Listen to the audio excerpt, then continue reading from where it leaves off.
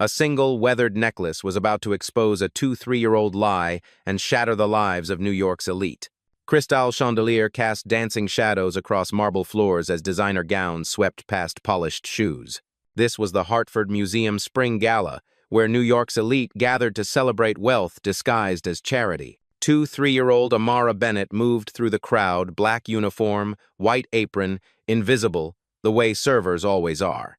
She balanced a tray with the practiced grace of someone who's worked 3 jobs since high school. Against her dark skin, a silver necklace caught the light. A crescent moon intertwined with a compass rose. Weathered, old, beautiful. A woman's voice cut through the murmur. Isn't it inappropriate for the help to wear jewelry, especially something so ostentatious? Heads turned. Whispers rippled. Amara's hand instinctively touched the necklace, the only possession from a past she couldn't remember. Then, everything stopped. 1-year-old Eleanor Whitmore stood frozen. Her champagne glass slipped, shattering on the floor. Her face drained of color.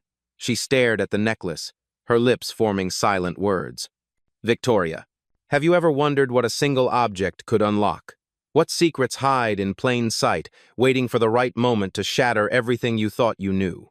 3 days earlier, Amara's apartment in the Bronx, 482 square feet, peeling paint, a window that wouldn't close all the way, but it was hers.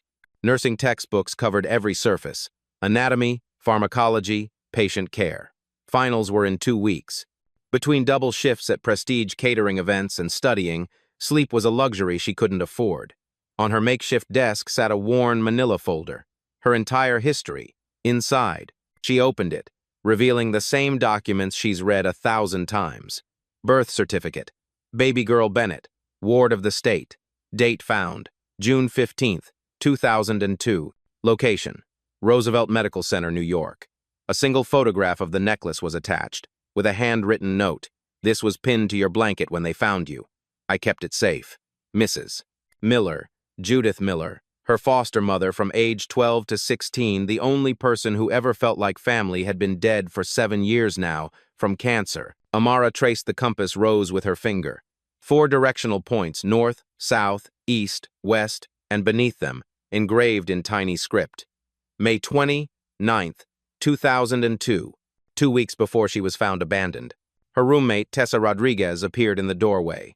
Fellow nursing student, best friend, the sister she chose. You're doing it again. Tessa's voice was gentle. The necklace thing. It means something, Tess. Amara didn't look up. This engraving, it's custom work. Expensive. Someone cared enough to have this made. Maybe your birth mom was rich and had a breakdown. Or maybe she was running. Amara closed the folder. Either way, I need to focus. Finals won't pass themselves. But the necklace stayed around her neck. It always did.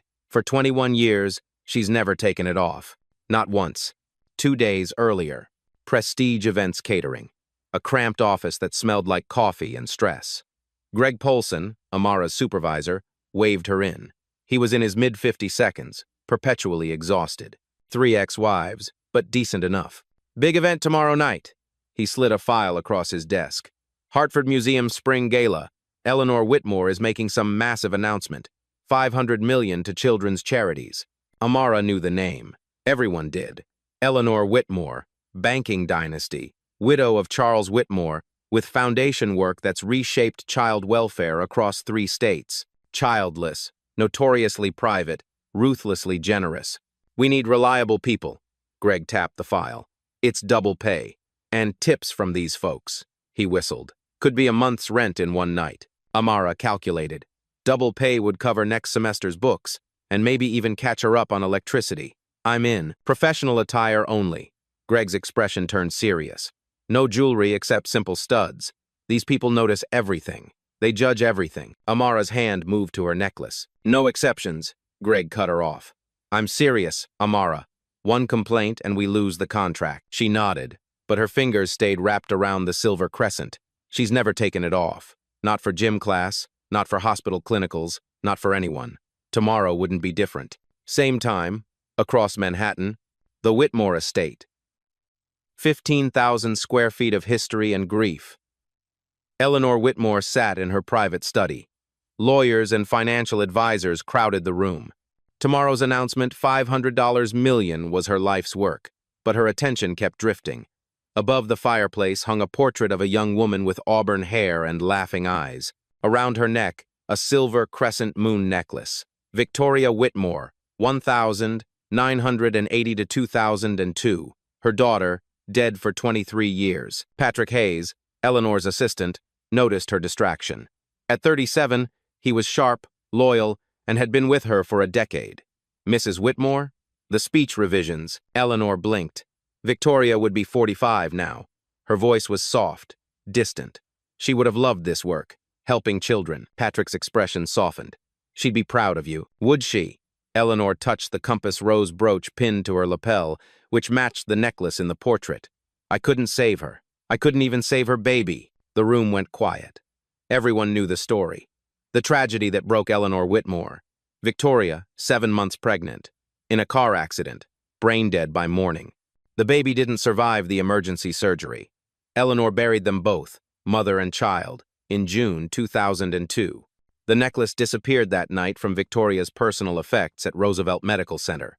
Gone, despite private investigators. Gone, despite a $50,000 reward. Gone, like her daughter, like her grandchild. Gone. Patrick cleared his throat. The gala tomorrow, it's about moving forward. Is it? Eleanor looked at the portrait, at the necklace frozen in oil paint.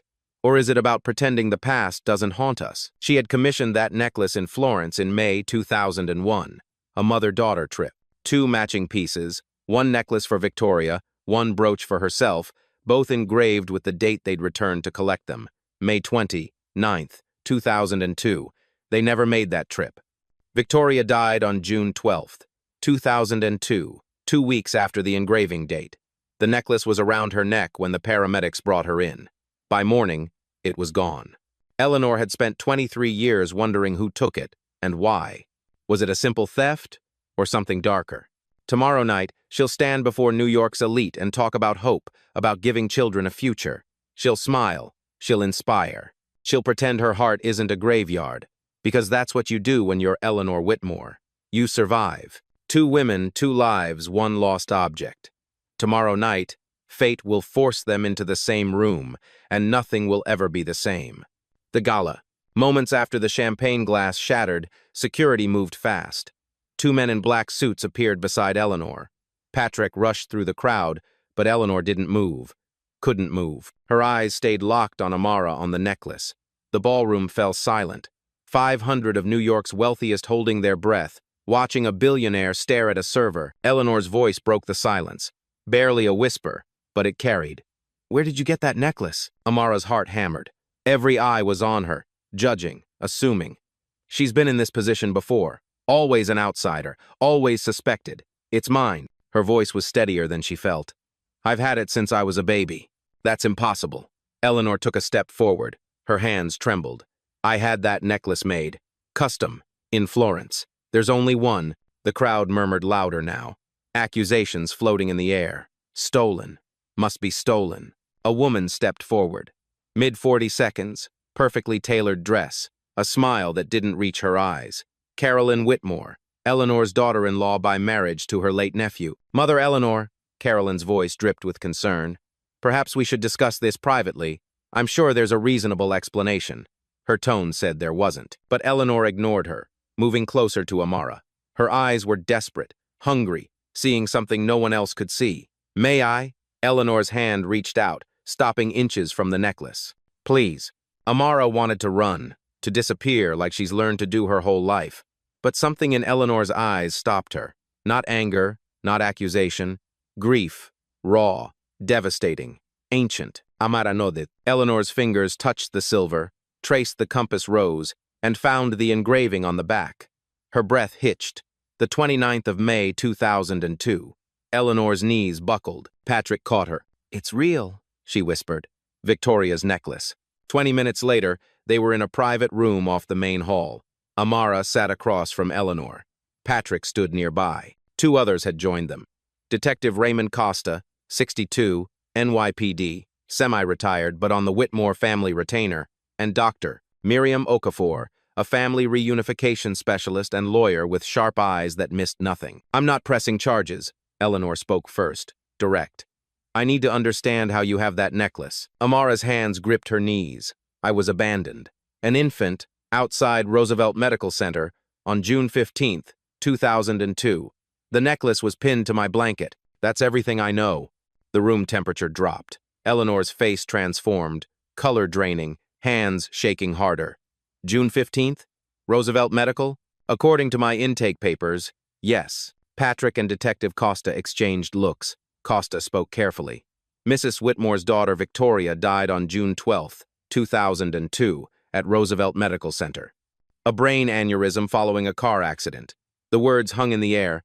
Impossible, terrible, true. Dr. Okafor leaned forward. Miss Bennett, do you have medical records? Birth documentation? Just what the state gave me. Amara pulled papers from her purse. She always carried them. Her entire identity in a folder. A generic birth certificate. No parent names, no history. Eleanor's hands shook as she removed her compass rose brooch and placed it on the table beside Amara's necklace. They were unmistakably matched. Same metalwork, same patina, same tiny maker's mark underneath. A.F. Firenze, Alessandro Ferretti, Florence. The jeweler Eleanor commissioned in 2001. Victoria was 7 months pregnant when she died. Eleanor's voice fractured, then broke. The doctors told me the baby didn't survive. An emergency C-section. Too much trauma. They showed me. They said it was over. Silence crashed through the room. Detective Costa cleared his throat. Mrs. Whitmore, if you're suggesting— I'm not suggesting. Eleanor's business voice surfaced, sharp, commanding. I'm stating facts. My daughter died at that hospital. 3 days later, a black infant was found abandoned at that same hospital wearing my daughter's necklace. I want to know what happened. Amara's world tilted, spun. Are you saying I might be? I'm saying we need DNA tests. Eleanor's eyes met hers. Immediately. 4 hours later, they were at a 24-hour medical lab in Manhattan. Cheek swabs, labels, chain of custody forms. The expedited processing cost more than Amara made in a month. Eleanor paid without blinking. While they waited, Detective Costa opened his laptop, accessing 23 years of digital archives from Roosevelt Medical Center. June 12, 2002, Costa read aloud. Victoria Whitmore, admitted 11:47 p.m.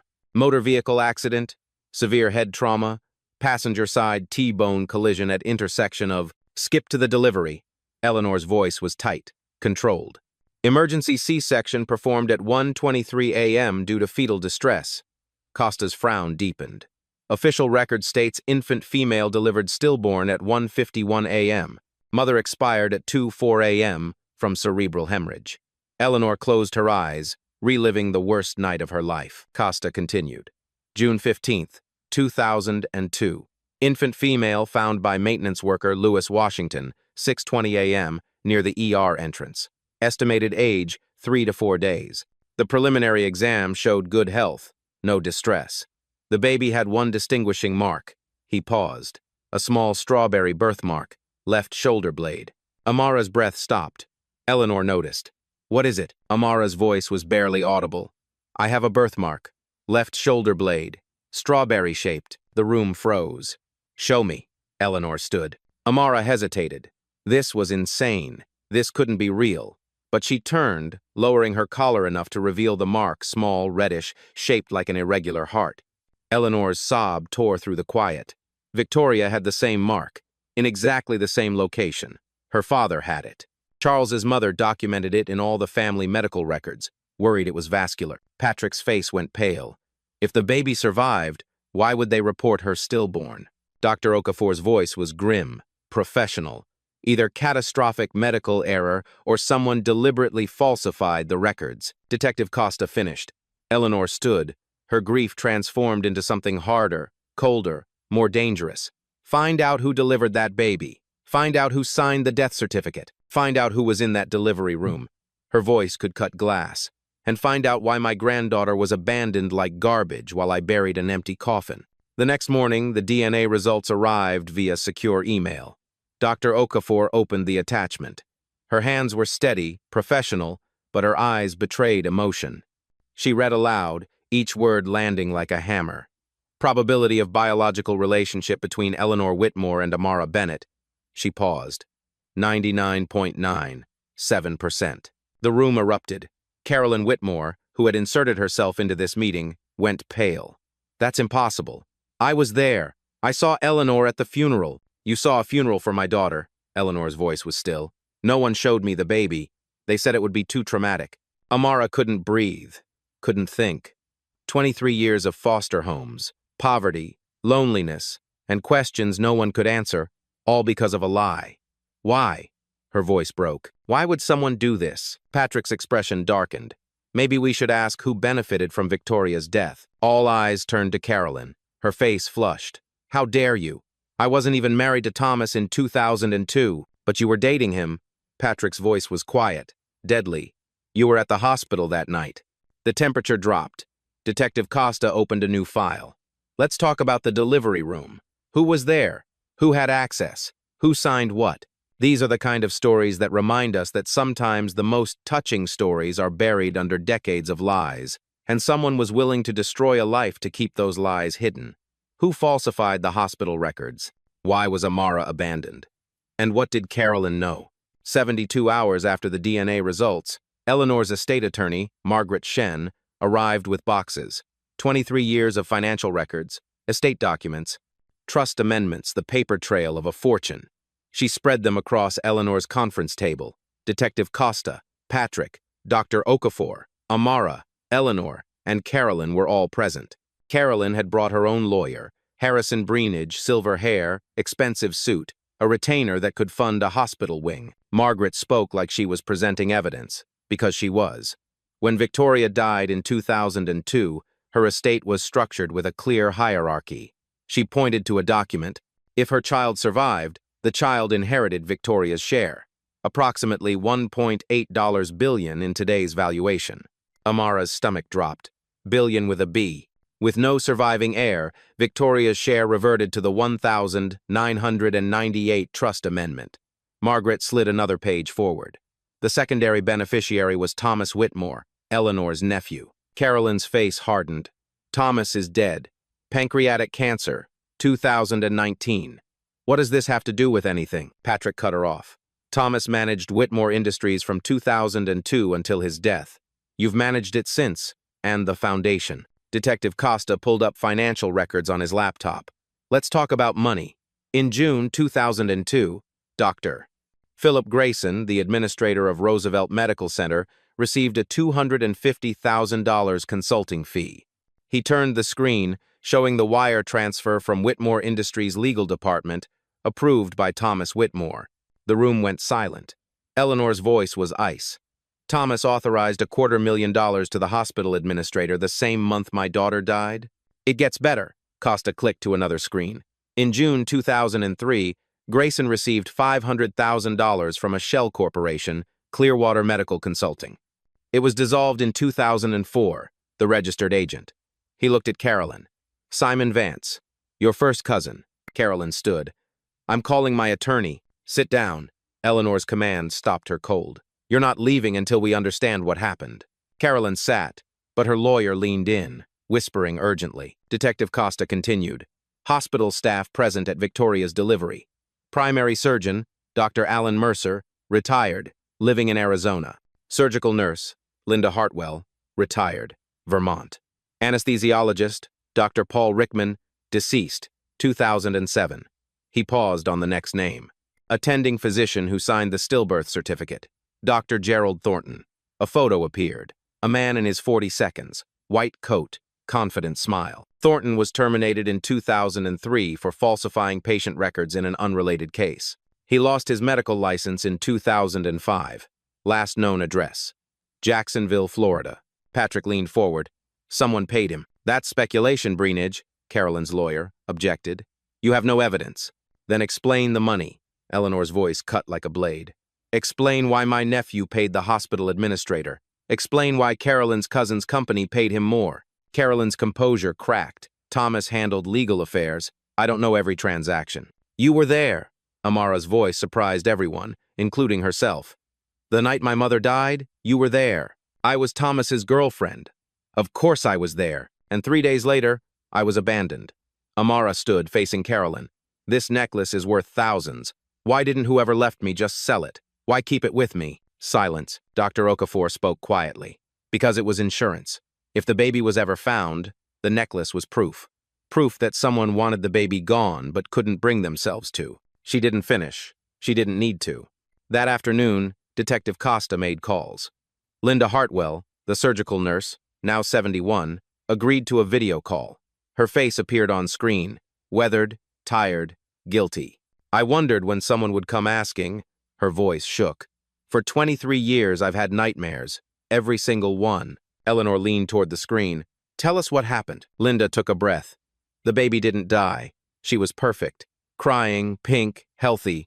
7 pounds, 2 ounces. Amara's hand covered her mouth. But Dr. Thornton, he took her out of the delivery room. He told us to document stillbirth. I tried to object. He said it was complicated. A family request. Family request? Eleanor's voice was sharp. That's what he said. I thought maybe. I don't know what I thought. But I was young, scared. He was the attending physician. Costa spoke gently. What happened next? 3 days later, I was leaving my shift. I saw Dr. Thornton in the parking garage, level B. He was with someone, a woman. Dark hair, red coat. They were arguing. Patrick stiffened. Did you see her face? No, but I saw him hand her something wrapped in a hospital blanket. I didn't realize until years later what I had witnessed. Why didn't you report it? Dr. Okafor asked. Linda's face crumpled. I tried. I went to Dr. Grayson, the administrator. He told me I was mistaken, traumatized from the delivery. Then I started getting letters. What kind of letters? No return address. Typed. They said my family would be hurt if I talked, said my daughter. She was 8 then. They knew her school. They sent me pictures of her on the playground. Eleanor closed her eyes. So I kept quiet. I got a transfer to a different hospital. I tried to forget. Linda wiped away tears. I'm sorry. I'm so sorry. Amara couldn't speak, couldn't process. They threw her away. They threatened a woman into silence. All for money. Detective Costa paused the recording. Linda, the woman you saw, the red coat. Can you describe anything else? Expensive. Designer. Burberry, maybe. And she was tall, confident, moved like someone used to giving orders. Patrick's face went white. Carolyn had a red Burberry coat in 2002. I remember because Thomas bought it for her for Christmas in 2001. All eyes turned to Carolyn. She was pale, shaking. Thousands of women own red coats. This is absurd. You're building a conspiracy from... Then take a polygraph. Eleanor's voice was cold, merciless. If you have nothing to hide, I don't have to prove my innocence. Actually, Breenage said quietly, given the evidence, you might want to cooperate. Even her own lawyer saw it. That night, in Eleanor's study, Amara sat by the window, looking at the city lights. She tried to process that she was a billionaire's granddaughter, that her entire life was a lie, that people had destroyed her for money. Eleanor entered with tea and sat beside her. I don't know how to be a family. Amara's voice was small. I don't know how to be your granddaughter. I don't know how to be a grandmother. Eleanor's honesty was gentle. But we'll learn. Together. They threw me away. Amara's voice broke. Like I was garbage. No. Eleanor took her hand. They stole you. They're not the same thing. You were wanted desperately. I just didn't know you existed. Amara looked at her. This woman who was a stranger, who was her grandmother, who had lost 23 years. What if we can't prove it? What if they get away with it? Eleanor's eyes hardened. They won't. I promise you that. A knock on the door. Patrick entered, his face grim. Detective Costa found Dr. Thornton in Florida. He's willing to talk. Eleanor stood. Then we go to Florida. There's something else. Patrick hesitated. A private security contractor, Keith Mallory. He's been asking questions about Amara, following her. Who hired him? Whitmore Industries Security Division. The approval code traces to Carolyn. These real-life stories teach us that when the powerful feel threatened, they don't just hide the truth, they hunt it. And Amara had just become the target. Jacksonville, Florida. 2 days later, Detective Costa and Patrick stood outside a rundown apartment complex with peeling paint, broken railings, and the smell of desperation. Dr. Gerald Thornton lived here now. 3rd floor, Unit 312. Costa knocked once, twice. Footsteps shuffled inside. The door opened to reveal a man who looked 80 but was only 67. Hollow eyes, shaking hands. The ghost of the confident doctor from the photo, Dr. Thornton. Costa showed his badge. Thornton's face drained. I knew someone would come eventually. He didn't ask why they were there. He already knew. Inside the apartment, Thornton sat on a stained couch, hands wrapped around a coffee mug. He couldn't stop shaking. I can't talk about that night. They'll kill me. Who will kill you? Patrick asked. I don't know. That's the point. Thornton's voice cracked. I've been running for 20 years, changing addresses, using cash. They still find me. Costa leaned forward. Tell us what happened. June 12th, 2002. Thornton closed his eyes. I was paid $100,000 in cash, delivered to a P.O. box in 3 installments. Paid to do what? Falsify the stillbirth certificate. Take the baby to a specific location. Leave her there. The words landed like stones. Where? Patrick's voice was tight. A maintenance closet. Near the loading dock, level B. I was told someone would pick her up, take her to a good family. A private adoption. No paperwork. You believed that? Thornton's laugh was bitter. I wanted to believe it. $100,000 pays a lot of gambling debts. So, I documented the stillbirth, took the baby, and left her in that closet, wrapped in a hospital blanket with the necklace. It was around the mother's neck when she died. I thought. I don't know, maybe the baby should have something from her. Costa's jaw tightened. What happened next? I left. I came back an hour later to check. The baby was gone. I thought everything went according to plan. Thornton's voice dropped. But 3 days later, I saw the news.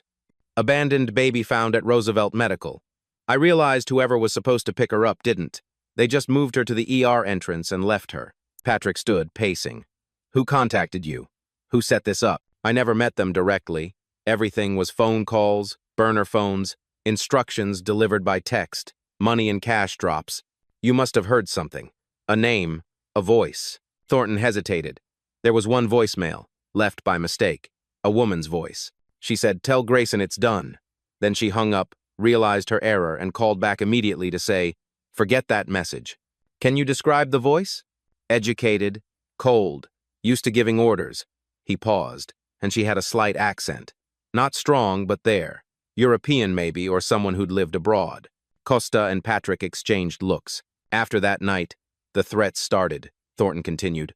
Letters, photos of my daughter at school, her route home. I moved to Florida, changed my name on lease documents, stopped practicing medicine, but they still found me. He pulled up his shirt, showing a long scar across his ribs. 2 years ago, a man with a knife in a parking lot outside a grocery store said if I ever talked, the next time would be fatal. Back in New York, at Eleanor's estate, Amara couldn't sleep. It was 3 a.m. She was in the guest house. Eleanor insisted she stay in, with 24-hour security outside. Her phone buzzed. A text from Tessa. You okay? Saw the news. This is insane. The media had found out. Of course they did. Nothing stays secret in New York. Headlines were everywhere. Whitmore hire found after 23 years. Baby Amara. Stolen or abandoned. Billionaire's lost granddaughter raised in foster care. Amara didn't respond. She couldn't find the words. Another text came through, from an unknown number. Stop asking questions. You survived once. Don't test your luck. Her blood went cold. She screenshotted it and forwarded it to Detective Costa, but fear settled in her chest like ice. Someone was watching. The next morning, the team gathered in Eleanor's conference room. Eleanor, Amara, Patrick, Detective Costa, Margaret Shen, and Dr. Okafor. Costa shared Thornton's testimony. The room listened in grim silence. The voicemail, Margaret spoke. A woman's voice, European accent. That's specific. Patrick pulled up files. Carolyn Whitmore, born Carolyn DuPont. Her father was French-American, her mother was Swiss. Carolyn spent summers in Geneva as a child. She has a slight accent when she's tired or angry. Eleanor's face hardened. Circumstantial. We need more. I'm working on it. Costa opened his laptop. Dr. Philip Grayson, the hospital administrator. Current address, Miami. I have a warrant being processed. How long? 48 hours. Too long. Eleanor stood. I want answers now. Patrick hesitated. There's something else. I've been digging into Thomas's finances from 2002. He made several large cash withdrawals from May through June, a total of $850,000. $100,000 to Thornton, $250,000 to Grayson, Margaret calculated. That leaves $500,000 unaccounted for or already paid to someone else. Dr. Okafor asked the question that hung in the air. Who? That afternoon, Amara returned to her Bronx apartment. She needed clothes, textbooks, her life before everything exploded. Security offered to accompany her. She refused. She needed space, normalcy, a mistake. She climbed the stairs to her third-floor walk-up. The light was out again. The landlord never fixed anything. Her key turned in the lock. The door opened. The apartment was dark. She reached for the light switch. A hand grabbed her from behind and slammed her against the wall. A man's voice, low and cold. "You need to stop asking questions." Amara's nursing training kicked in. She identified pressure points, weak spots. Her elbow drove back, connecting with his ribs. He grunted, his grip loosening. She spun and saw his face. Mid-40 seconds, a scar across his left eyebrow. Dead eyes. He pulled a knife. They said to make it look like a robbery. Amara's heart hammered.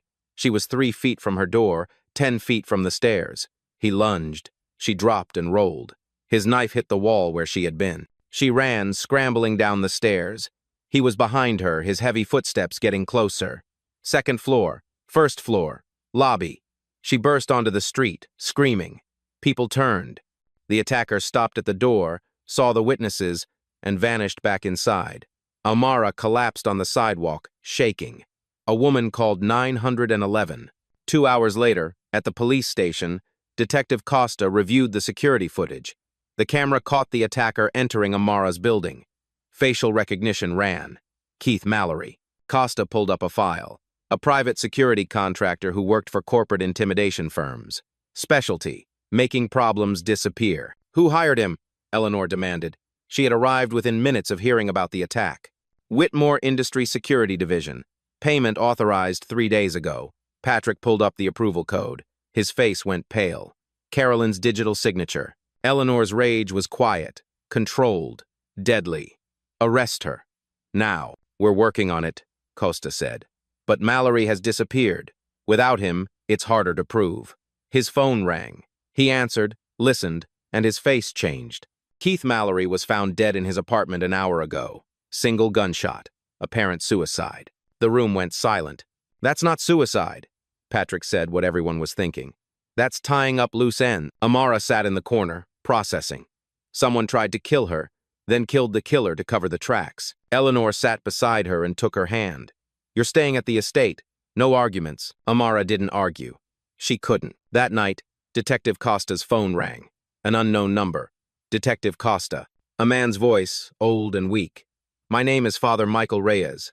I'm a priest in hospice care at Mount Sinai. I've been following the Whitmore case in the news." "How can I help you, Father?"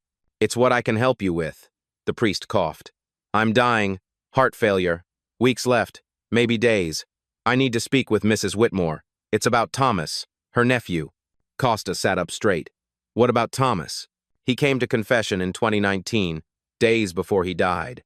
He was tormented, couldn't find peace. Father, the seal of confession. Thomas asked me to break it if the truth ever came out. He gave me written permission, signed and notarized. The priest's breathing labored. He told me what he did, all of it, but he wasn't the one who planned it." Costa's pulse quickened. "Who planned it?" "Someone Victoria trusted. Someone she loved like a sister." The priest paused. "He gave me a name, Dr. Naomi Carter." The world stopped. Victoria's best friend. Costa could barely speak. Thomas said she came to him in May 2002, told him the baby would ruin both their lives, told him they could make it disappear. She had connections at the hospital. She had a plan. Costa stood, pacing. Why would Naomi Carter want Victoria's baby gone? Money, debts, desperation. Father Reyes coughed again, harder. Thomas said Naomi was the one who arranged everything, paid everyone, threatened everyone. He just provided the money and looked the other way. Sometimes the touching stories we hear about friendship hide the darkest betrayals, because the people closest to us know exactly how to destroy us. The name dropped like a bomb. Dr. Naomi Carter, Victoria's best friend, maid of honor at her wedding. The woman who held Eleanor's hand at the funeral. Detective Costa pulled up files. Within minutes, her life spread across his screen. Naomi Carter, now 46, a psychiatrist with a private practice on Manhattan's Upper East Side. Successful, wealthy, respected. But 2002 told a different story. Columbia University roommates, Victoria and Naomi, from 1998 to 2002. Inseparable. Every photo showed them laughing, arms linked, sisters by choice, until money destroyed everything. Costa dug deeper. In January 2001, Naomi married Marcus Carter, a hedge fund manager worth $40 million. By March 2001, Marcus had filed for divorce. The cause: infidelity. His new girlfriend was Patricia Lowe, 26, a former assistant. The divorce was brutal. Marcus's lawyers argued Naomi contributed nothing to his wealth. A prenuptial agreement gave her a minimal settlement of $200,000. That was it. Naomi fought back. Victoria testified as a character witness, speaking about Naomi's support during Marcus's business ventures, her sacrifices. It didn't matter. The judge sided with Marcus. In January 2002, the divorce was finalized. Naomi got $200,000 and crushing legal debt. But here's where it got interesting.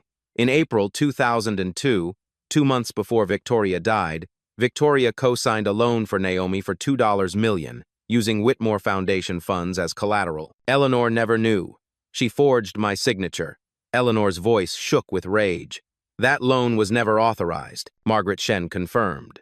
If Victoria died and her heir was eliminated, the loan would be written off as an estate loss.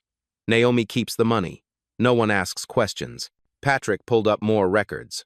On June 26, 2002, Marcus Carter died. A boating accident in the Hamptons. The investigation ruled it accidental. He was drinking, fell overboard, and drowned. 2 weeks after Victoria died, Dr. Okafor noted, Patricia Lowe contested the will. Marcus had promised to change it, but without proof, and with Naomi as the previous beneficiary, the courts awarded Naomi the full estate through a legal loophole. Costa did the math. $45 million from Marcus, $2 million from Victoria, all within 1 month. And all she needed was for Victoria and the baby to disappear. Amara's voice was hollow. The pieces fit. Perfect. Terrible. True. Detective Costa made a call. Dr. Naomi Carter? This is Detective Raymond Costa, NYPD. I'd like to ask you some questions about Victoria Whitmore. Silence on the line. Then, I heard about Amara. It's wonderful. Eleanor must be overjoyed. Her voice was smooth, practiced, but there was something underneath. Fear. Would you be willing to come to the station? Clear up some timeline questions? Of course, though I'm not sure how I can help. That was 23 years ago. You remember it well enough. Another pause. Victoria was my best friend. You don't forget losing someone like that. No, Costa's voice hardened. You don't. They arranged a meeting for the next day at 2 p.m. Naomi agreed too easily, like she's been expecting this. That night, Eleanor couldn't sleep. She sat in her study, looking at photos of Victoria and Naomi. Birthday parties, graduations, holidays. In every photo, Naomi was smiling. Perfect teeth, perfect hair, a perfect mask. How did Eleanor miss it? The envy, the resentment, the rage hiding behind friendship. Patrick entered quietly. You couldn't have known. I should have. I'm supposed to protect my family. She fooled everyone, even Victoria. Eleanor touched a photo. Victoria laughed, Naomi beside her, arms around each other. She murdered my daughter, stole my grandchild, and I invited her to the funeral. Patrick had no response. Some betrayals are too deep for words. The next day, 2 p.m., at the police station. Dr. Naomi Carter arrived 15 minutes early. Designer suit, Hermes bag, lawyer in tow. Douglas Wainwright.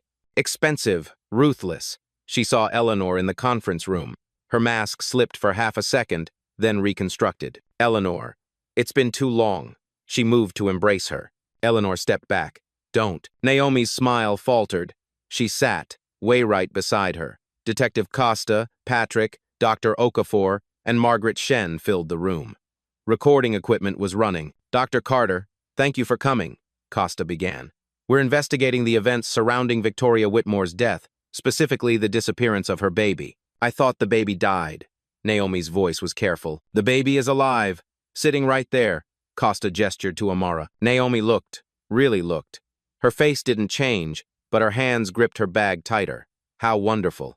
You must be thrilled, Eleanor. Eleanor said nothing, just stared, dissecting her. Costa continued. We have testimony placing you at Roosevelt Medical Center the night Victoria died. Of course I was there. Victoria was my best friend. We have financial records showing Victoria co-signed a $2 million loan for you in April 2002. Naomi didn't blink. Victoria was generous. She helped me through a difficult divorce. We have phone records. Costa slid papers across the table. 17 calls between you and Dr. Philip Grayson in the week before Victoria died. Why were you calling the hospital administrator? I don't recall. That was 23 years ago. We have testimony from Dr. Gerald Thornton. He says a woman with a European accent gave instructions to falsify the stillbirth certificate. Naomi's lawyer leaned in. My client doesn't have to respond to hearsay. We have a voicemail. Costa played it. The audio was old, scratchy, but clear enough. A woman's voice. Tell Grayson it's done. Naomi's face remained neutral, but a vein pulsed in her neck. That could be anyone. We have witness testimony, Costa pressed. Linda Hartwell, the surgical nurse. She saw Dr. Thornton hand a blanket-wrapped bundle to a woman in a red coat in the parking garage, level B, on June 15, 2002. Thousands of women own red coats. We have testimony from Thomas Whitmore, given to Father Michael Reyes on his deathbed. Costa played the recording. Father Reyes's voice, weak but clear. Thomas confessed everything. He said Naomi Carter came to him in May 2002, told him Victoria's baby would ruin both their lives. She had a plan, contacts at the hospital. All Thomas had to do was provide the money and stay quiet. The room went silent. Naomi's mask cracked, just slightly. Thomas was dying, delirious. This is inadmissible. Actually, Margaret Shen said. Thomas signed a notarized statement giving Father Reyes permission to break the seal of confession if the truth emerged. It's admissible. Wainwright whispered urgently to Naomi. She shook her head. Costa leaned forward. Your ex-husband, Marcus, died 2 weeks after Victoria, a boating accident. We reopened that investigation. We found a witness, a boat mechanic, Carl Jennings. He was paid $50,000 to tamper with the safety equipment. He slid a photo across the table. Jennings, signing a sworn statement. He identified you as the woman who hired him. Naomi's breathing quickened. This is a setup. You're trying to frame me because you need someone to blame. We have bank records, Patrick spoke now. 3 cash withdrawals from your account in May 2002, totaling $150,000 the same week Thornton and Grayson were paid. Circumstantial. We have a motive, Eleanor finally spoke, her voice like ice. You were drowning in debt. Victoria had everything you wanted, and her baby stood between you and $45 million. Naomi's eyes flashed with rage, pure and unfiltered. You have nothing. Speculation and coincidence. We have enough to arrest you. Detective Costa stood. Dr. Naomi Carter, you're under arrest for conspiracy to commit kidnapping, fraud, and conspiracy to commit murder. Wainwright shot to his feet. This is outrageous. You'll be hearing from... But something broke in Naomi. 23 years of pretending, of hiding, of fear. It shattered. She stood, pushing Wainwright aside. You want the truth? Her voice rose. Fine. Yes, I did it, all of it. Wainwright grabbed her arm. Naomi, stop talking. She shook him off, her composure exploding. Victoria had everything. Money, family, love. And she was going to waste it playing Mother Teresa. That baby would have inherited billions while I had nothing. Eleanor stood, her hands shaking with rage. So, yes. Naomi was screaming now. I convinced Thomas to help me. Yes. I paid Grayson and Thornton. Yes. I told them to abandon the baby because I couldn't risk her growing up and asking questions. Amara couldn't breathe, couldn't process. And yes, I had Marcus killed. He owed me that money after what he did, after he humiliated me, after he threw me away for some 6-year-old. Wainwright looked like he wanted to disappear. You want to know the worst part? Naomi laughed, a bitter, broken sound. I'm not sorry. Victoria was naive. Thomas was weak. They both deserved what happened.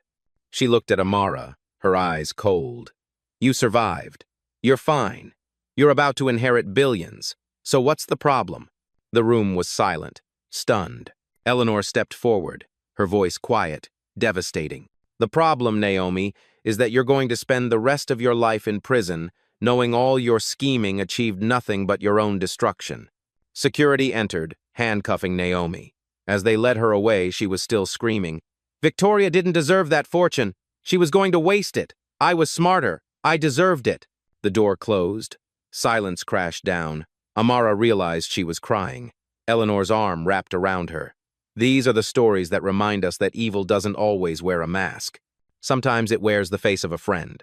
3 days later, at the Manhattan Criminal Courthouse, the media circus was deafening. Cameras flashed. Protesters held signs. Justice for Amara. How many others were stolen? Eleanor and Amara arrived, surrounded by security. Inside, the courtroom was packed, standing room only. Dr. Naomi Carter sat at the defense table in an orange jumpsuit. No makeup. The mask was completely gone. Douglas Wainwright sat beside her, looking like he'd aged 10 years. Carolyn Whitmore sat separately with her own legal team, facing accessory and conspiracy charges. Judge Ramona Torres entered. 64, with 2 decades on the bench and 0 tolerance for games. All rise. Assistant District Attorney James Wu stood. Your Honor, the people will demonstrate that Dr. Naomi Carter orchestrated a conspiracy spanning 23 years, involving kidnapping, fraud, and murder. He laid out the case, the DNA evidence, financial records, and testimony. Linda Hartwell took the stand first. At 71, she was nervous but determined. The baby didn't die. She was healthy, crying, perfect. Wu guided her. What happened next? Dr. Thornton took her, told us to document stillbirth, said it was a family request. What did you witness 3 days later? I saw Dr. Thornton in the parking garage with a woman. Dark hair, red coat, expensive. He handed her something wrapped in a blanket. Wu showed a photo of Naomi Carter from 2002. Could this be the woman? The build matches. The height. The confidence. Wainwright's cross-examination tried to poke holes. Linda didn't budge. Dr. Gerald Thornton testified next, granted immunity. He looked broken. I falsified the stillbirth certificate. I was paid $100,000. Instructions came through burner phones, cash drops. Did you ever hear a name? Once. A voicemail. A woman said, "Tell Grayson it's done." Described the voice. Educated. Cold. A slight European accent. Wu played the recording, then submitted a voice analysis. A 92% match to Dr. Carter's voice. The courtroom murmured. Carl Jennings, the boat mechanic, testified. A guilty conscience. She paid me $50,000 to tamper with Marcus Carter's boat, the safety equipment. To make it look accidental, who paid you? Dr. Naomi Carter. I met her at a marina. She told me exactly what to do. Wu showed surveillance footage of Jennings meeting Naomi in May 2002. It was her, no question. Father Michael Reyes appeared via video link from hospice, an oxygen tube in his nose. He had weeks left. Thomas Whitmore confessed in June 2019, days before he died. What did he confess about the baby? How Naomi Carter convinced him it was necessary that the baby would destroy their inheritances. Who orchestrated it? Naomi. All of it. She had hospital connections, arranged the payments. Thomas just provided the money. Wainwright objected. Woo! Submitted Thomas's notarized permission. Judge Torres allowed it. Finally, Amara took the stand. The courtroom went silent. Wu approached gently. Miss Bennett, tell the court about your childhood. 7 foster homes before I aged out at 18. Some were good, most weren't. Did you have family support? I had no one. No records, no history. Just a necklace and questions. How did you survive? 2 jobs in high school, 3 in college, scholarships and loans. I worked every day to become a nurse. What did you think about your biological family? Amara's voice cracked. I thought they didn't want me. I thought I wasn't worth keeping. Eleanor's eyes filled with tears. Now you know the truth. Now I know I was wanted, but someone decided my life was worth less than money. She looked at Naomi. You stole 23 years from my grandmother. You condemned me to poverty. You killed people for money. Naomi stared back, showing no remorse. Wainwright's cross-examination. You stand to inherit billions. I don't care about the money. I care about my grandmother, the life we lost, the mother I never knew. Amara leaned forward. Money doesn't fix that. Whispers rippled through the courtroom. As Wu rested his case, Naomi snapped. She stood, pushing Wainwright away. You all act so righteous, but you do the same. Victoria was going to waste billions on charity, on strangers. Judge Torres banged her gavel. Dr. Carter, sit down. No. I worked for everything. Victoria had it handed to her. She didn't deserve it. Sit down, or I'll hold you in contempt. I'm already going to prison. Naomi laughed, a bitter sound. My only mistake was not destroying that necklace. Security moved toward her. Victoria was weak. Thomas was weak. And that baby. She pointed at Amara. Should have stayed lost. Security restrained her, dragging her back as she continued to scream. Judge Torres's face was stone. I've heard enough. She reviewed the evidence, the testimony, the confession. Dr. Naomi Carter, I find probable cause on all charges. How do you plead? Naomi cut off her lawyer. Guilty. To everything. The courtroom exploded. For sentencing, Judge Torres's voice cut through the chaos. Dr. Carter, you destroyed lives, murdered 2 people, stole a child's identity, corrupted professionals, and threatened witnesses. She paused. I sentence you to life in prison without the possibility of parole. Sentences to be served consecutively, plus civil liability. Naomi didn't react. Empty. Carolyn Whitmore received 30 years, with parole after 20. Dr. Philip Grayson, 15 years. Dr. Gerald Thornton, 10 years, his license permanently revoked. As they were led away, Eleanor reached for Amara's hand.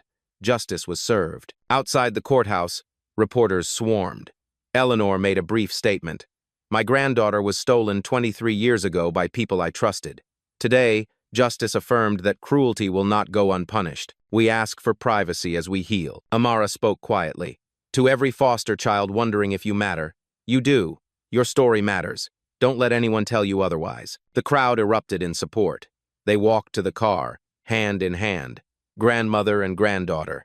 The past couldn't be changed, but the future was theirs to write. In stories like these, justice doesn't erase the pain, but it proves that truth always finds its way home. 6 months later, Amara walked through the Whitmore estate gardens. The morning sun filtered through oak trees. Birds sang. It was a peace she never knew existed. She lived in the guest house now, a compromise. Eleanor wanted her in the main house, but Amara needed space, independence. They were learning, slowly. Eleanor wanted to give her everything: clothes, cars, vacations, to make up for 23 lost years in 6 months. Amara wanted to earn her own way, to finish what she started, to prove she was more than a lost heiress. They clashed often, but they were trying. Last week was Amara's nursing school graduation. Eleanor sat in the front row, tears streaming down her face as Amara crossed the stage. The degree was earned through her own work, her own sacrifice. Not family connections, not money, her own hands. Afterward, Eleanor hugged her and whispered, Victoria would be so proud. Amara held on tight. I wish I'd known her. You have her strength, her heart, her stubborn determination. Eleanor smiled through her tears. You know her through yourself. They visit Victoria's grave together now, once a month, always on the 12th, the day she died. Eleanor places white roses. Amara places her hand on the headstone. I'm here, Mom, she whispers every time. I'm okay. We're okay. Eleanor doesn't cry anymore, not at the grave. She talks instead, telling Victoria about Amara's achievements, her plans, her life. Like Victoria is still listening. Maybe she is. The Victoria Whitmore Foundation launched with $200 million, the announcement Eleanor had planned to make 6 months ago. Now, it had a real operational focus. Foster children, education, scholarships, mental health services, and family reunification resources. Amara served on the board, using her experience, her pain, to help others.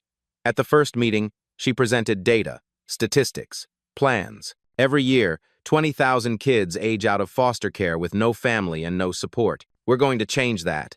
The board approved every proposal. Tessa Rodriguez was the first scholarship recipient, a full ride to Columbia's nursing graduate program. She hugged Amara after the announcement. You did this. We did this, Amara corrected. We're not letting anyone else feel forgotten. Systemic changes rippled outward. The Amara Bennett Act passed the New York State Legislature, requiring DNA banking for all abandoned infants and a comprehensive database with family connection protocols. Roosevelt Medical Center restructured completely, with new protocols and multiple verifications for any infant death certificate. Detective Costa now headed a new task force investigating hospital fraud and adoption corruption. They had already identified 12 suspicious cases. Dr. Okafor published a book, Stolen Childhoods. How Medical Corruption Destroys Families, now required reading in medical ethics programs nationwide. Change was happening because of Amara's story. The civil lawsuit settled. $45 million from Naomi's estate, Roosevelt Medical Center, and the co-conspirators. Amara's portion was $30 million. She donated every penny to foster care reform, medical oversight programs, and legal aid for family reunification. I don't need guilt money, she told reporters. I need to make sure this never happens again. Eleanor watched the press conference, pride overwhelming her. 1 year after the gala, Amara worked her first shift as a registered nurse at Roosevelt Medical Center in the NICU. Eleanor had argued against it. Too many painful memories, too much trauma, Amara insisted. This is where Mom died, where I was stolen. But it's also where sick babies get saved every day. I want to be part of the healing. She tended to a premature infant, monitoring vitals, adjusting IVs, and speaking softly to terrified parents. During her lunch break, Eleanor visited, bringing homemade sandwiches, only slightly burnt.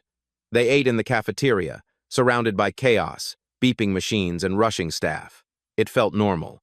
Not perfect, not without pain, but real. Amara touched her necklace, now accompanied by a compass rose bracelet Eleanor had given her, inscribed with both their names. You know what's funny? Amara said. What? I spent my whole life feeling lost, like I didn't belong anywhere. She looked at Eleanor. Now I realize I was never lost, just stolen, and you never stopped looking. Eleanor's eyes filled. I didn't know I was looking, but my heart knew something was missing. They sat in silence, comfortable, complete. Amara Bennett was abandoned as an infant, labeled unwanted, and told by society she didn't matter. For 23 years, she fought to survive in a world that had discarded her. But a single necklace, a mother's final gift, became the thread that unraveled a conspiracy, restored a family, and exposed corruption. The villains are behind bars. The system is changing. Justice prevailed. But the real victory? Eleanor finally hearing someone call her grandma. Amara understanding she was never unwanted, she was stolen. The lesson from this story is that our past does not define our future. Amara's life began with abandonment and hardship, yet her resilience, determination, and fight for the truth allowed her to not only reclaim her own story, but to change the system for countless others. It teaches us that truth, no matter how deeply buried, has the power to heal, and that the fight for justice is always worth it. Have you ever wondered what secrets your family holds? What injustices hide behind closed doors? In a world that tells us to move on, to forget, Amara reminds us that truth is worth fighting for, and love always finds its way home. If this story touched your heart, share it. Comment below about your own journey of discovery or overcoming impossible odds, and subscribe to hear more touching stories about real people. With a hiss of contempt, the gate agent struck a match and held the flame to Maya Johnson's passport. This ghetto trash doesn't deserve to fly, gate agent Brenda Martinez hissed. The flame shot toward the document. Brenda's thick fingers gripped the burgundy passport over a metal wastebasket, her eyes locked on Maya's face, savoring every second of shock. Maya's breath caught. Passengers whipped out their phones. Brenda swept Maya's boarding pass off the counter with her forearm. The paper fluttered to the dirty floor near Maya's worn sneakers. Pick it up, honey. On your knees. The match flame kissed the passport's corner. Gold lettering began to bubble and blacken as smoke curled upward. Stop filming, Brenda barked at the recording passengers. This fraud doesn't need witnesses. Maya's messenger bag slipped from her shoulder. Her government ID wallet remained hidden inside. Have you ever been humiliated so completely that someone literally tried to burn your identity while crowds watched? The passport's corner erupted in an orange flame. Brenda's grin widened as she watched the federal seal melt into black ash. There we go, she cooed, dropping the burning document into the metal wastebasket. Problem solved. Maya stared at her identity dissolving. The burgundy cover curled and crackled, her photo warping in the heat, its features disappearing behind bubbling plastic. You just destroyed a federal document, Maya said quietly. I destroyed a fake. Brenda crossed her arms, satisfaction radiating from every pore. That's what we do to trash in first class. Teenage passenger Sarah Carter held up her phone, live streaming to 23,000 viewers. Comments exploded across her screen. Oh my God, she actually burned it. And call the FBI now. The digital boarding display blinked. Flight 447. Boarding. 8 minutes remaining.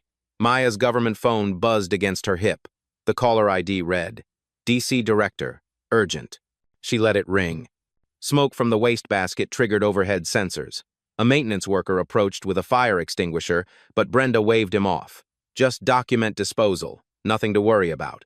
Business traveler Marcus Webb live-streamed from the gate seating. His TikTok caption read, "Racist gate agent burns woman's passport at O'Hare." Within minutes, the hashtag number passport burning started trending. Maya knelt to retrieve her boarding pass from the floor. The paper was scuffed with dirty shoe prints. "Stay down there," Brenda commanded. "It suits you better."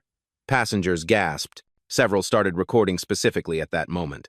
Maya stood slowly, boarding pass in hand. Her first-class ticket showed a subtle federal priority stamp in the corner.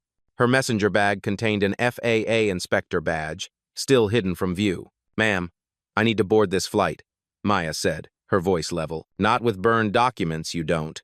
Brenda poked at the smoldering passport remains with a pen. "Look at this mess. Cheap foreign printing always burns fast." The passport pages had separated, revealing Maya's entry stamps from dozens of countries. Official visas curled into ash. Years of legitimate travel history were reduced to carbon. "I can verify my identity through the system," Maya offered. "System's down," Brenda lied smoothly. "Besides, people who carry fake documents probably have fake IDs, too." "What's next? A counterfeit driver's license?" Maya's phone buzzed again, this time from the federal marshal's office. Airport security officer Mike Torres arrived, drawn by the smoke and growing crowd. He saw the burned passport remains and immediately assumed Maya was the problem. "What's the situation here?" he asked Brenda. "Fraudulent documents, already disposed of properly." Brenda gestured to the smoldering wastebasket. This woman was attempting to board with obvious fake identification. Mike examined the ashes. "Ma'am, did you bring fake documents to the airport?" "Those were legitimate federal documents," Maya replied. "Sure they were," Brenda snorted. "That's why they burn so easily. Real passports don't just catch fire like paper napkins." Other passengers began taking sides. A woman in pearls nodded approvingly at Brenda. "Good catch. These scammers are getting bold." But younger passengers live-streamed with outrage. Sarah's viewer count hit 89,000. Comments demanded a federal investigation. Maya's messenger bag shifted, revealing a small chain attached to an official badge. She adjusted the strap quickly, keeping the credential hidden. Supervisor Janet Phillips arrived, alerted by passenger complaints about smoke. She surveyed the scene. Burned document remains, a security presence, recording passengers, and Maya standing calmly amid the chaos. "Brenda, what happened here?" "Fraud attempt. Documents destroyed per protocol." Brenda's chest puffed with pride. "I protected our airline from criminal activity." Janet examined the ash-filled wastebasket. Pieces of Maya's passport photo were still recognizable, though charred beyond use. "Ma'am," Janet addressed Maya with barely concealed disdain, "attempting to board with fraudulent documents is a federal crime. We'll need to detain you pending investigation." Maya's phone rang again. The display showed FAA emergency line. "I need to take this call," Maya said. "You need to cooperate with our security procedures," Janet replied. "Criminals don't get phone privileges." The boarding display updated. "Flight 447, boarding, 2 minutes remaining." Maya watched her federal identification continue burning. The gold eagle emblem on the passport cover had completely melted. Her diplomatic immunity page was indistinguishable from the surrounding ash.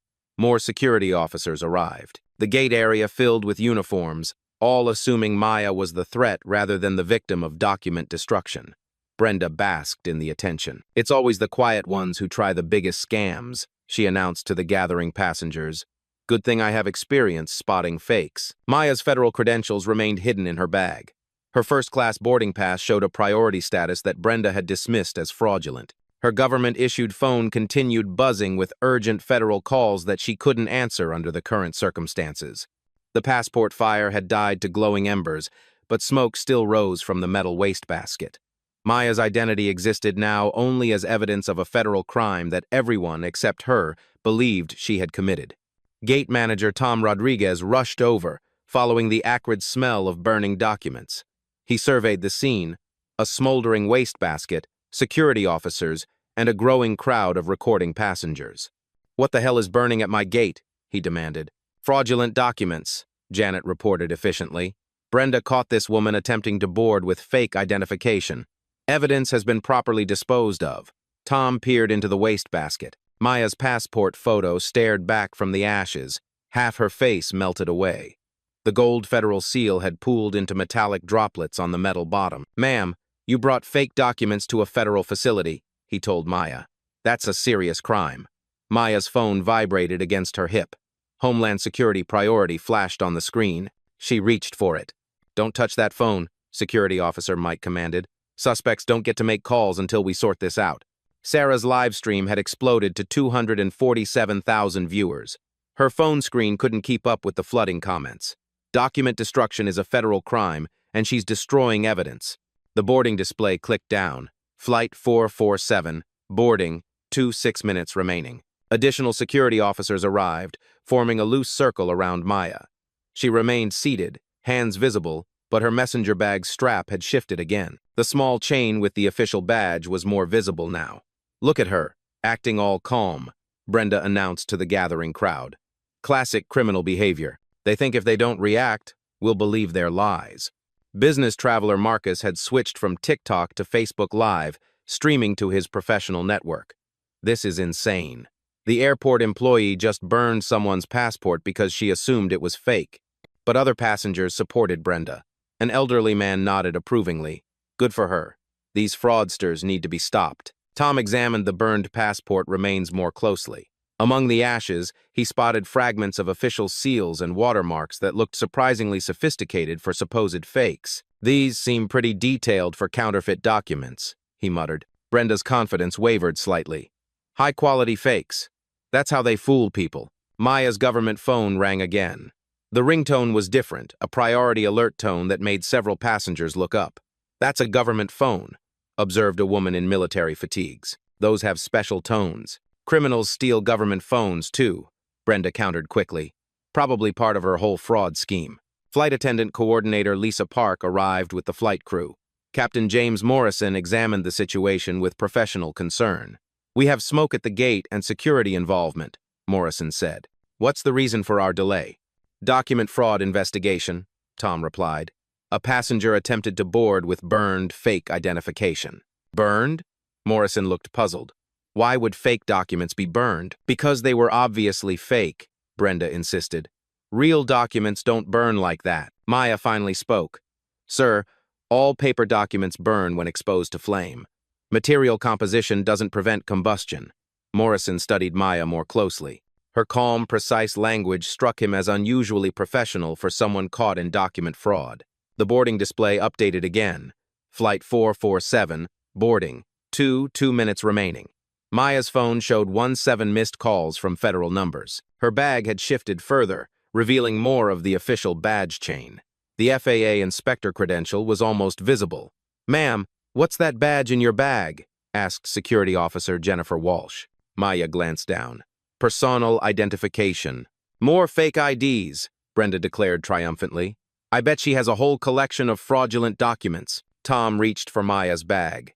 We'll need to examine all identification. I'd prefer to handle my credentials myself, Maya said quietly. Criminals don't get preferences, Janet snapped.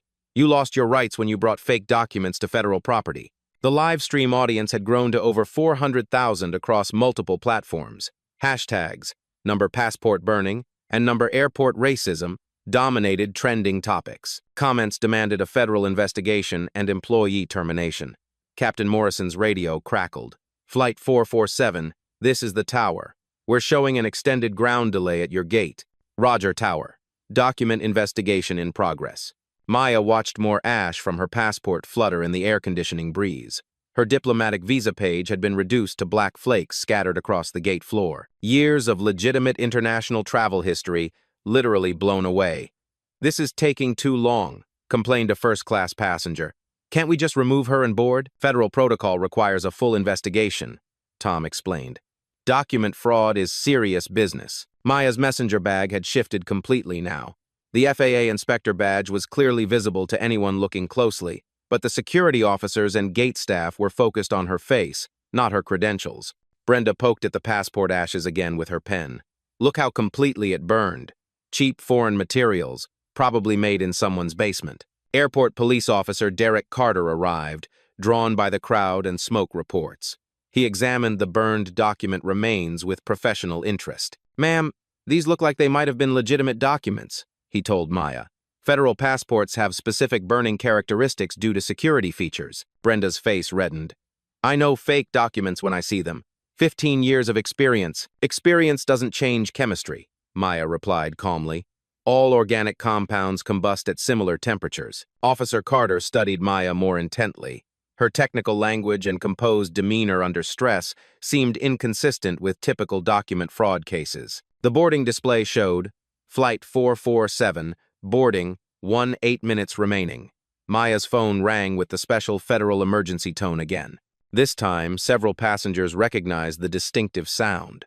"That's definitely a government phone," said the military passenger.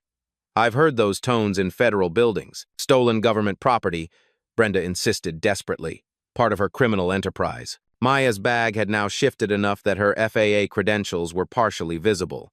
The gold eagle emblem caught the overhead lighting. Officer Carter noticed the gleam. "Ma'am, what kind of identification do you have in your bag?" he asked professionally. Maya looked directly at him. "Federal identification, officer." The words hung in the air. Brenda's confident smirk began to fade. Tom stepped closer to examine Maya's bag. Janet's eyes narrowed as she processed what Maya had just claimed. Captain Morrison moved forward.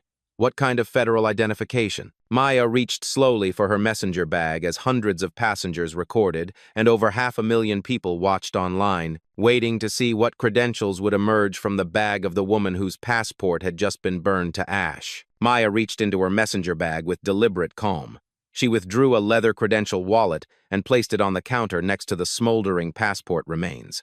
The gold FAA Eagle emblem caught the overhead lights. She opened the wallet slowly. Inside, her federal identification gleamed. Maya Johnson, Chief Inspector, Federal Aviation Administration, Criminal Enforcement Division. Silence crashed over gate B12. Brenda's pen clattered to the floor. Her face drained of color as she read the badge over and over, as if the letters might rearrange themselves into something less devastating. That's not possible," she whispered. Maya placed her Department of Transportation enforcement authorization next to the credentials. The official seal was identical to the one that had just melted into metallic droplets in the wastebasket. "Chief Inspector Maya Johnson, FAA Criminal Investigation Unit," she said quietly. "Badge number 4782. Federal Law Enforcement Authority under Title 49 U.S.C. Section 44701. Tom's hands trembled as he examined the credentials. The holographic security features were unmistakable. The federal authority signatures were authentic. The enforcement powers listed were extensive. "You're a federal agent," he breathed. "Chief Inspector," Maya corrected. "And you just watched your employee destroy federal identification during an active undercover investigation." Janet grabbed the credentials with shaking hands, desperate to find some flaw. But the Department of Transportation letterhead was genuine. The federal prosecutor liaison contact information was real. Maya's photo stared back from official government plastic. "This has to be fake, too," Janet said desperately. "More fraudulent documents." Maya pulled out her tablet and accessed the federal database. "Would you like to verify my credentials through the Federal Law Enforcement Officer Safety Act database? My commission number is FA78292024. Officer Carter stepped forward, recognizing Federal Law Enforcement Authority. "Ma'am, I deeply apologize for any misunderstanding. You followed protocol, officer," Maya interrupted. Miss Martinez, however, committed multiple federal crimes on live stream video witnessed by over 500,000 people. Brenda stared at the burned passport remains she had created, the federal seal she had melted, the government property she had destroyed while the world watched online. I didn't know," she stammered. "It looked fake. The quality seemed wrong." Maya pulled out her official notebook and began writing with precise strokes. "Miss Martinez, employee badge 4471, deliberately destroyed federal identification at 7:23 a.m. Central Time. Physical evidence. Passport ashes in a metal wastebasket. Witnesses present. Approximately 200 passengers. Multiple live stream audiences exceeding 500,000 viewers across TikTok, Facebook, and Instagram platforms." Captain Morrison studied Maya's credentials with growing professional respect and dawning horror at the situation. "Chief Inspector, how can we assist your federal investigation? You can start by preserving the crime scene evidence." Maya gestured to the wastebasket full of passport ash. "That is now material evidence in a federal criminal prosecution." Sarah's live stream had exploded beyond 600,000 viewers. Comments flooded in faster than her phone could display. Holy S. She's FBI. She burned a federal agent's passport. Federal crime on live TV. Maya's phone rang with the distinctive federal emergency tone. This time, she answered without hesitation. Johnson here. Yes, the operation is proceeding exactly as planned. Document destruction occurred as we anticipated. Full evidence collected from multiple digital sources. She paused, listening to the voice on the other end. Understood, Director. Federal response team dispatched.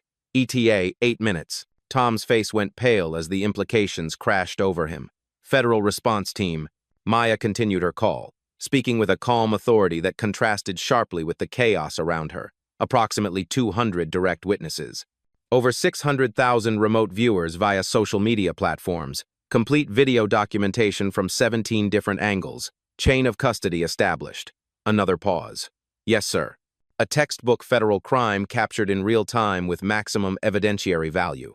Brenda sank into a nearby chair, the weight of her actions finally hitting her. This was supposed to be fake, she whispered to herself, staring at the ash-covered wastebasket.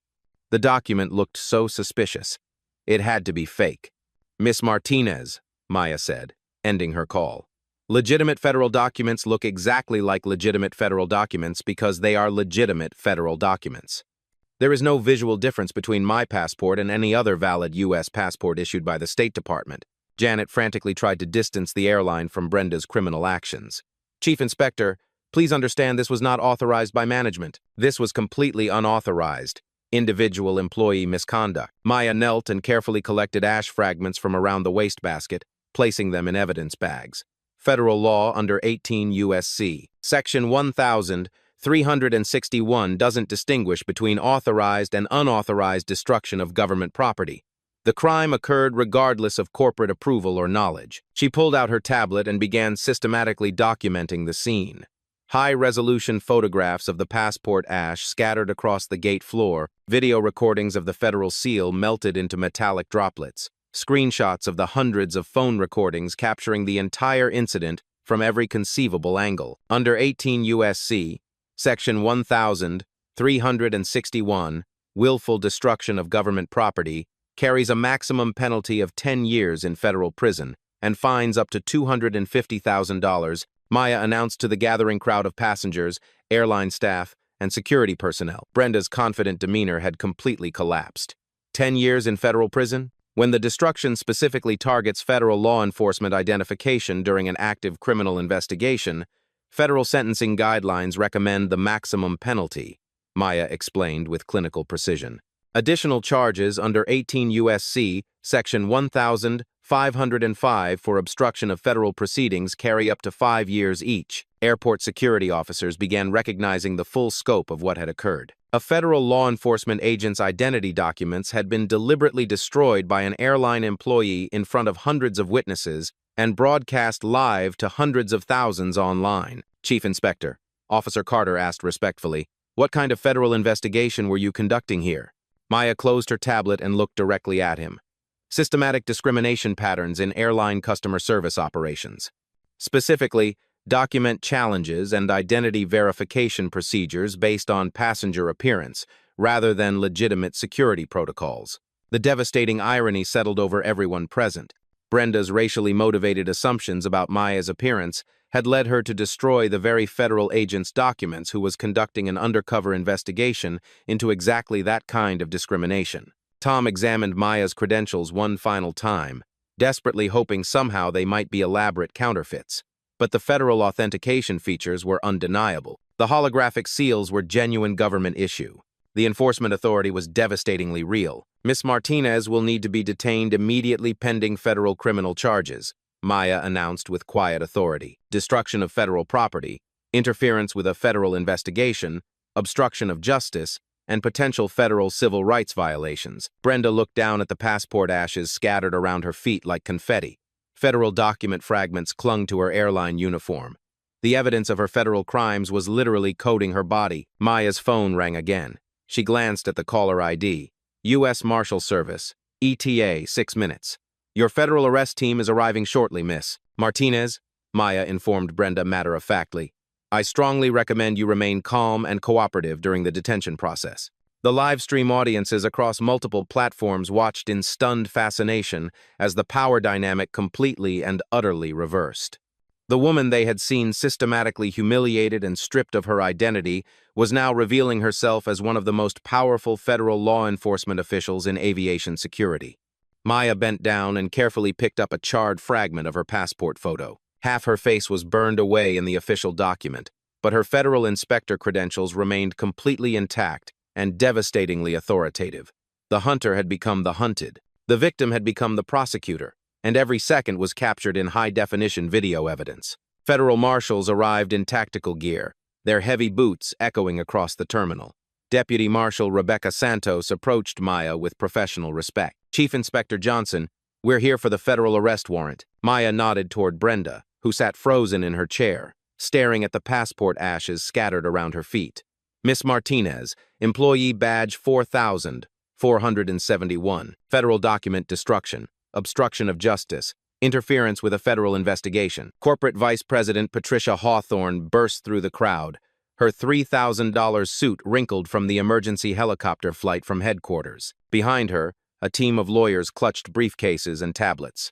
"What is the extent of our legal exposure?" she demanded of Tom. Maya opened her tablet, displaying federal statutes with clinical precision. Under 18 U.S.C., Section 1361, your employee's willful destruction of federal property carries criminal penalties of up to 10 years imprisonment and $250,000 in fines.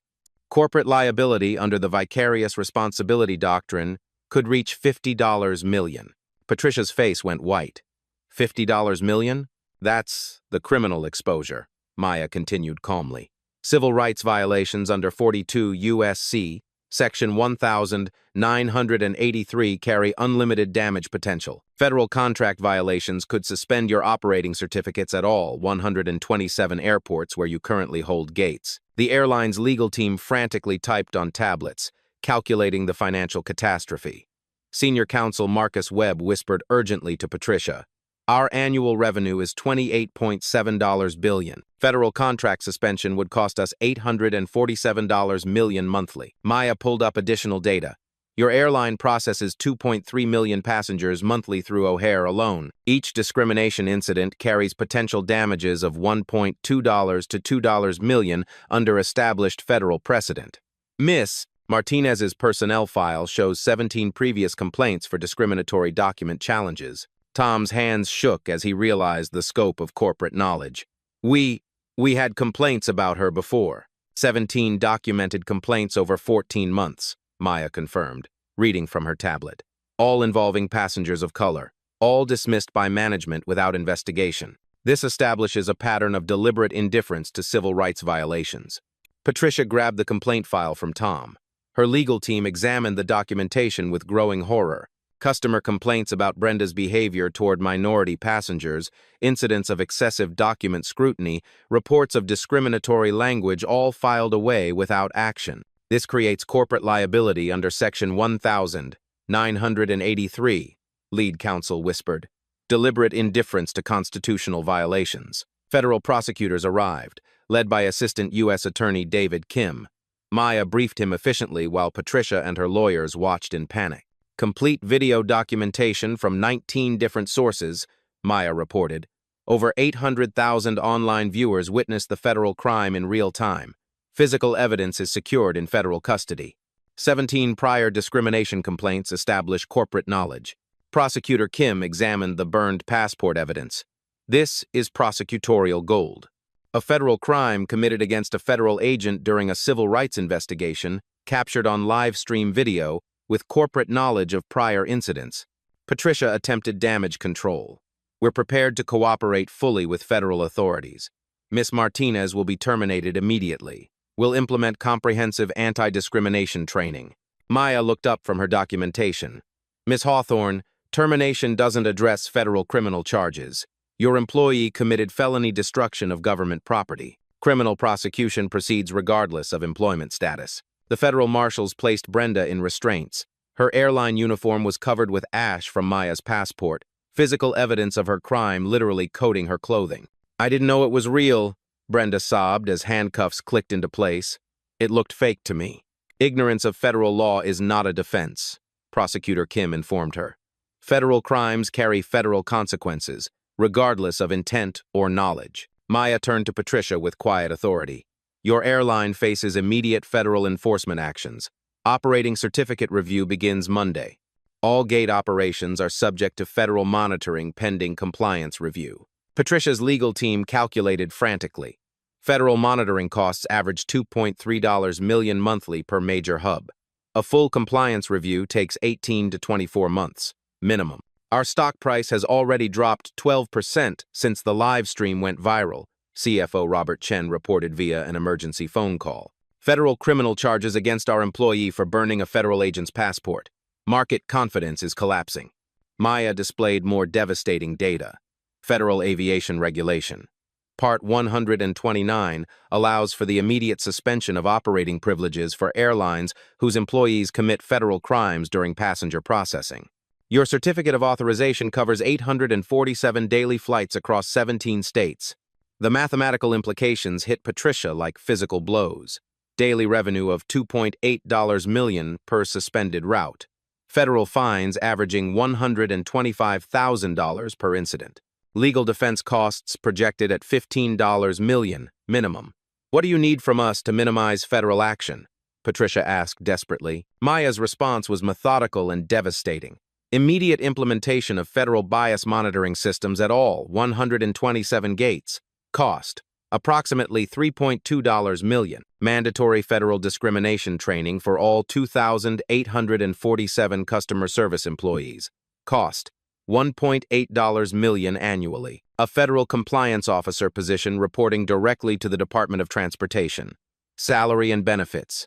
$350,000 annually. She continued reading from her enforcement authority. Real-time discrimination detection software monitoring all gate interactions. Implementation cost. $4.7 million. Monthly federal audit fees. $180,000. Victim compensation fund for affected passengers. $10 million, minimum.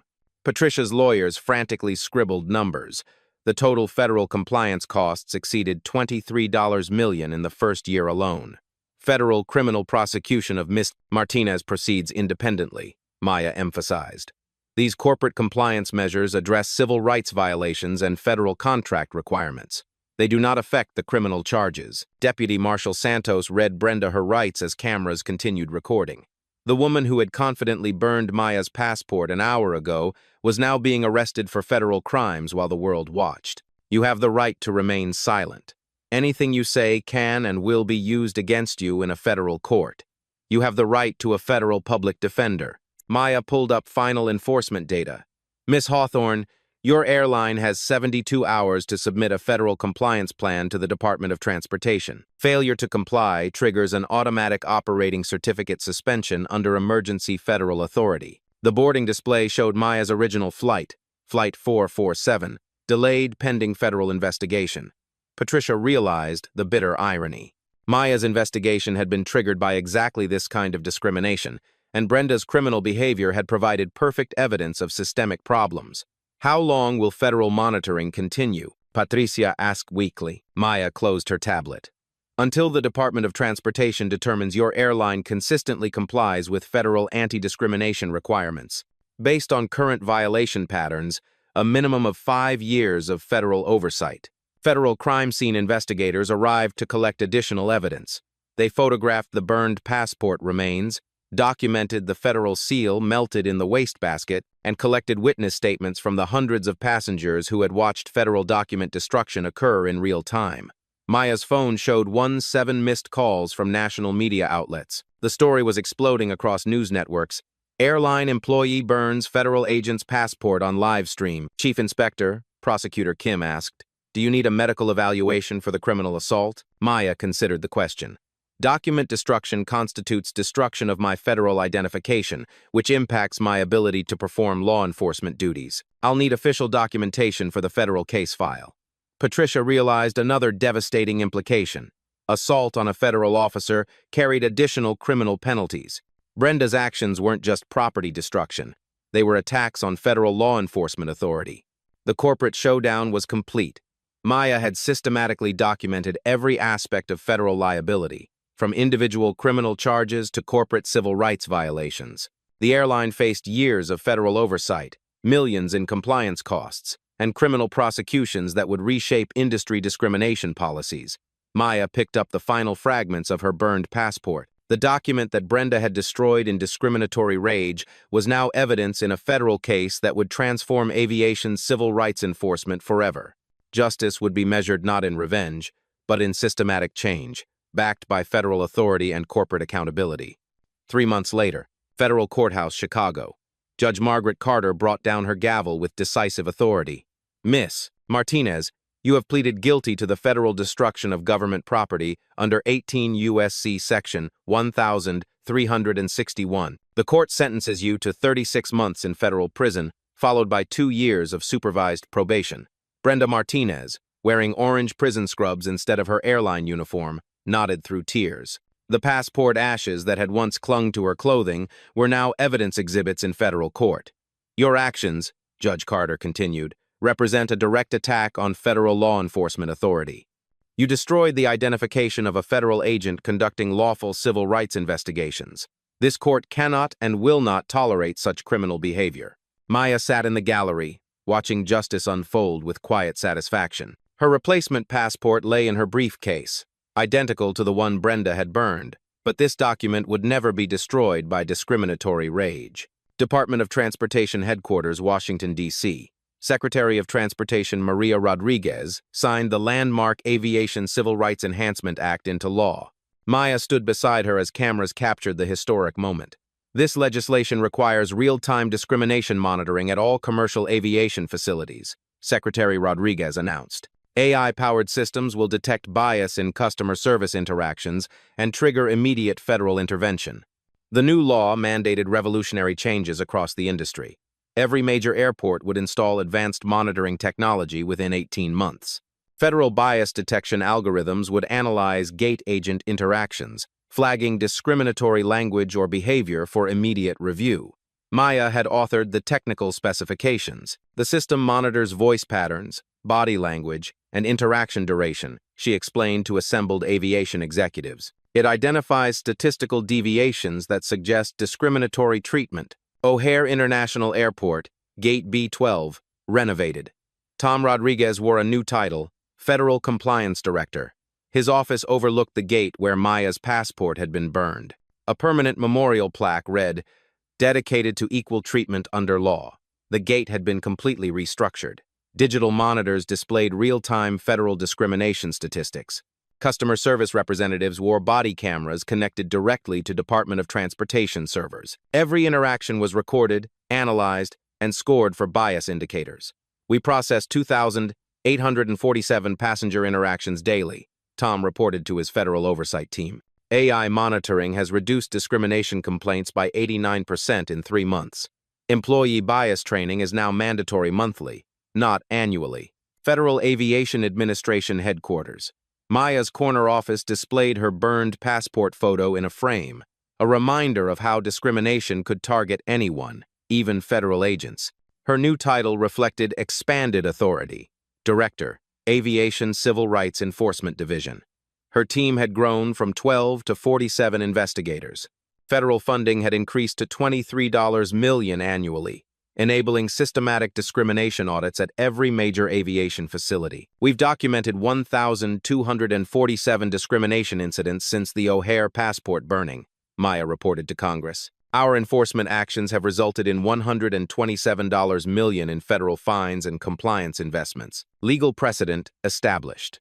The federal court's conviction of Brenda Martinez had established binding precedent for similar cases. Federal agents conducting civil rights investigations now received enhanced legal protection under expanded federal statutes. United States v. Martinez has been cited in 73 subsequent federal cases, legal scholar Professor Eleanor Vance noted. It established that discrimination against federal agents during investigations constitutes obstruction of justice with enhanced penalties.